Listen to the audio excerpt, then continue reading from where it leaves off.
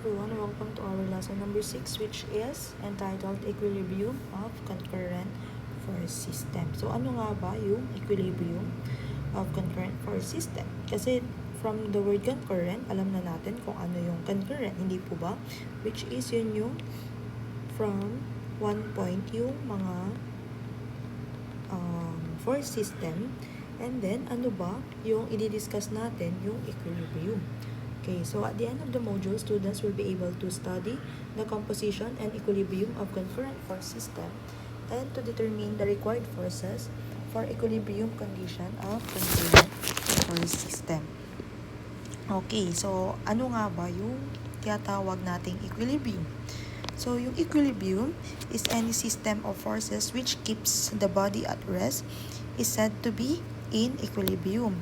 It is a condition of the body is unaffected even though it is acted upon by a number of forces. So, sa madaling salita, ang equilibrium is tinatawag nating equals.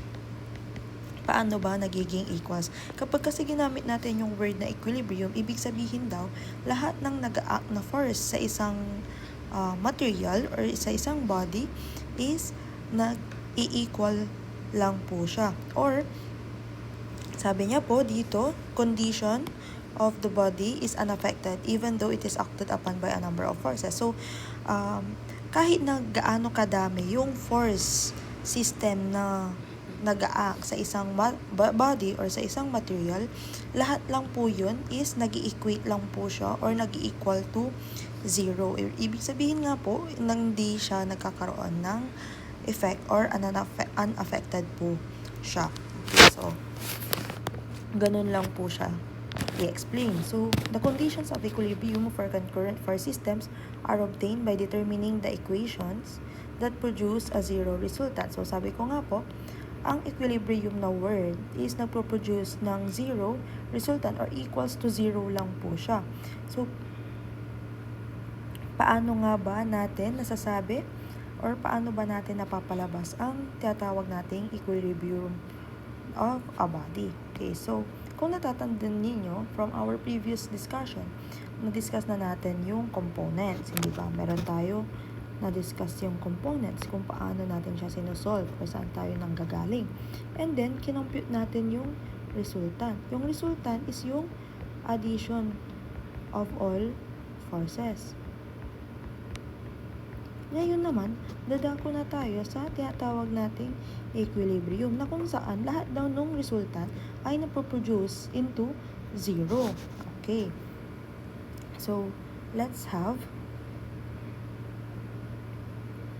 so balikan lang natin yung ating formula. Hindi ba ang ating Rx is equal sa summation of forces of X component. Ngayon, sabi niya naman kasi dito, the conditions of equilibrium for concurrent force systems are obtained by determining the equations that produce a zero resultant. So, ibig sabihin pala, yung ating summation of forces X component is equals po siya sa zero. So, i-equate na po siya natin sa zero para maging equilibrium yung ating condition. Okay. So, ngayon, sa ating Ry naman, hindi po ba summation of forces Y component? Okay, so since nasa equilibrium of concurrent force system na po tayo, ibig sabihin yung ating Ry is i-equate natin siya into zero. Kaya, i-rewrite lang natin summation of forces Y component is equals to zero. So, lagyan lang natin dito ng to the right yung positive and then yung ating para sa Y component, ang upward is yung positive. So, mostly kasi nilalagyan ko lang siya ng sign convention para hindi tayo malito sa ating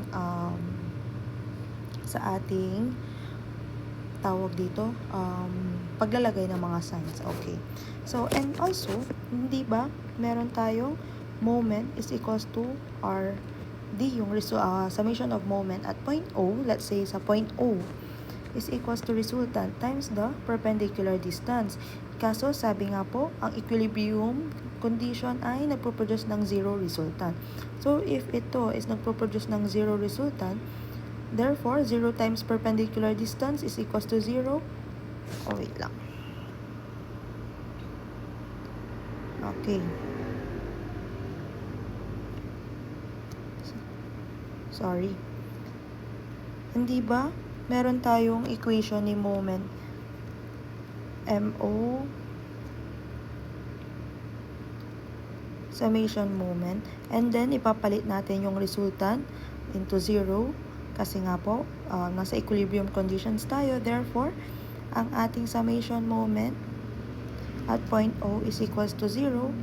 Assume clockwise is positive. So, ang ating magiging formula na po is naka-equate na po sa 0 para po maging equilibrium condition na po tayo sa ating sinosolve. Okay, so different support reactions. Okay, so since we are already on equilibrium, we are now considering the reactions sa bawat supports ng ating mga beam. So, ano nga ba yung mga kadalasang support na ginagamit natin when it comes to our design?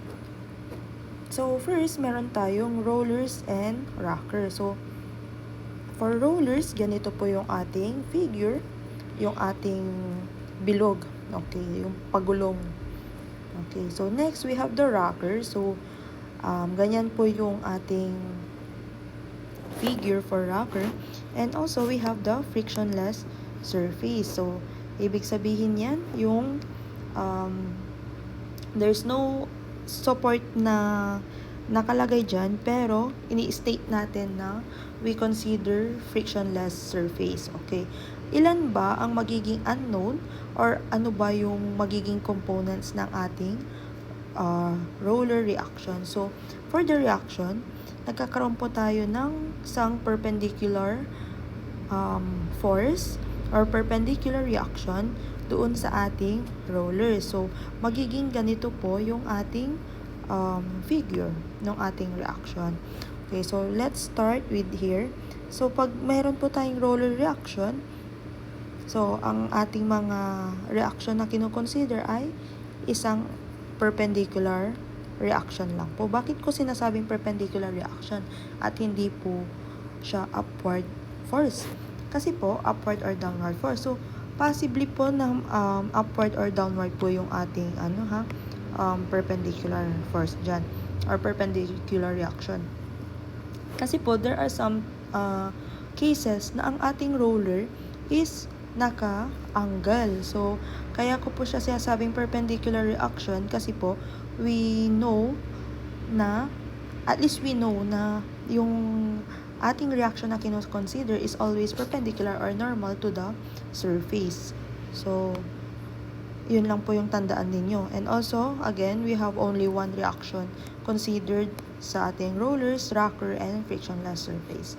Okay, so next we have the frictionless pin or hinge or rough surface. So, ano naman ang ating kino-consider for pin, hinge, or rough surface? So, there are two reactions na ating kino-consider dyan, which is our horizontal reaction and then vertical reaction. So, dalawa, we have the horizontal reaction and vertical reaction. So, it can be upward or to the right or other direction siya. Parang ganyan. Okay, so again, sa ating mga reaction support, we also assume kung ano yung kanilang binubuhat or kung ano yung direction ng ating reaction. Okay, so assume direction lang po.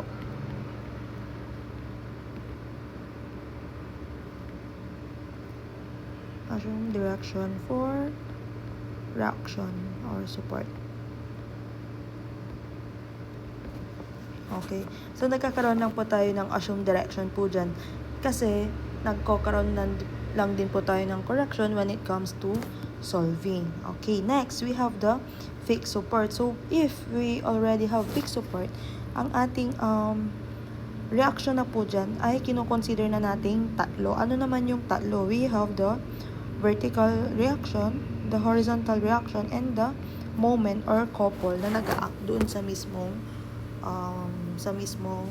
support. Okay, so again, all the direction ng mga support reaction natin ay assume, and then mako-correct lang din po natin siya or maitatama natin siya when it comes to na-solve na natin lahat yung kanilang reaction based sa given forces or given external forces. Okay, so we have here 3 types of equilibrium. Sa ating 3 types of equilibrium, first, we have the stable equilibrium. Yung stable equilibrium, ibig pong sabihin, if naglagay tayo ng konting force dito sa body na to, it stays or go back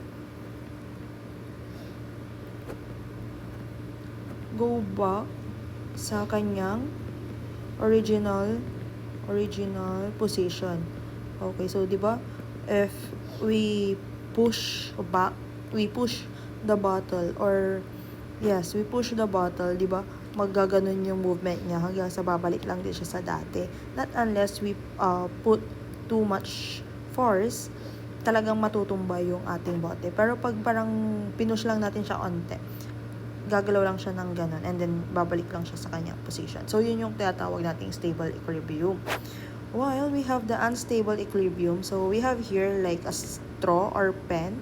So, if we push the pen, so possibly, yung pen, since maliit lang yung kanyang area, possibly na mahuhulog siya sa other position. So, yun yung tinatawag nating unstable. Move to other position. Okay, so yun yung tinatawag nating unstable equilibrium. Kunyari, eto, nasa table, tapos pinush natin yung ballpen or yung straw. Hindi ba yung ballpen or straw is mahuhulog na sa ibang place? So, doon natin tinatawag yung unstable equilibrium. Next, we have the neutral equilibrium. For our neutral equilibrium, ibig pong sabihin, there is a change in position.